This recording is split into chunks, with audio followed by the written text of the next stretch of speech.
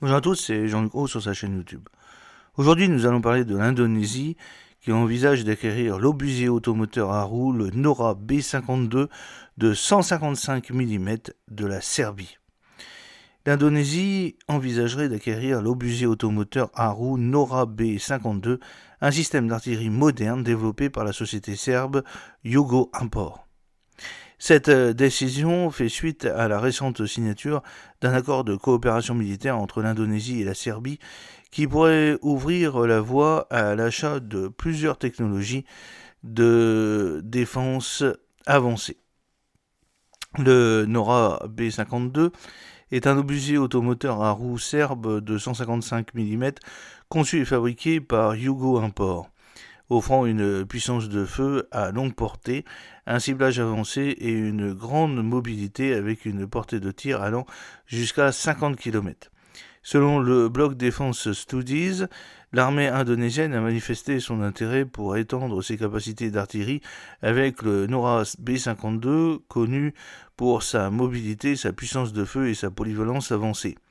Cette acquisition potentielle viendrait compléter les efforts continus de l'Indonésie pour moderniser les forces armées, améliorant la capacité du pays à défendre son vaste archipel et maintenir la sécurité régionale.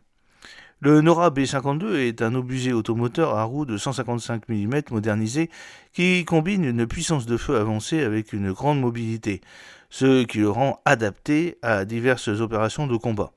Le système utilise des munitions de calibre 155 mm conformes à la norme OTAN et est capable de tirer à des distances allant jusqu'à 40 km avec des obus standards et jusqu'à 50 km avec des projectiles assistés par roquettes. Conçu dans un souci de rapidité et d'efficacité, il peut être rapidement déployé et redéployé, permettant aux opérateurs de tirer et de se déplacer avant de contre-attaques ne puissent se produire.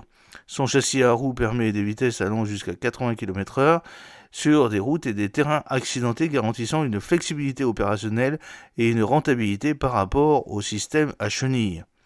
Les fonctions avancées de ciblage et de contrôle de tir du système Nora B52 améliorent la précision et réduisent le temps de réponse.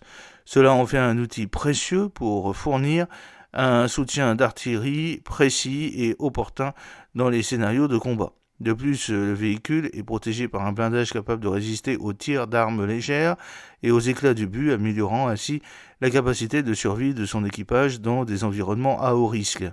Plusieurs pays ont déjà reconnu les avantages du Nora B52 et l'ont intégré à leurs forces armées. Chypre, l'Algérie, le Kenya, l'Azerbaïdjan, le Bangladesh et le Myanmar font partie des pays qui utilisent ce système. Ces pays ont choisi le Nora B52 pour améliorer leur capacité d'artillerie en tirant parti de sa précision à longue portée et de sa mobilité pour répondre à différents besoins opérationnels. Par exemple, le système a été utilisé pour la première fois dans les rôles de défense conventionnelle et dans des situations de conflit régional, ce qui met en évidence sa polyvalence. L'intérêt de l'Indonésie pour l'acquisition du Nora B52 s'inscrit dans sa stratégie beaucoup plus large de modernisation de son armée et de diversification de ses sources d'approvisionnement en matière de défense. La Serbie est apparue comme un partenaire attrayant, offrant des systèmes rentables et technologiquement avancés comme le Nora B52. Les récents accords de coopération militaire entre les deux pays pourraient conduire à des transferts de technologies, à des programmes de formation conjoints et une collaboration élargie dans le secteur de la défense.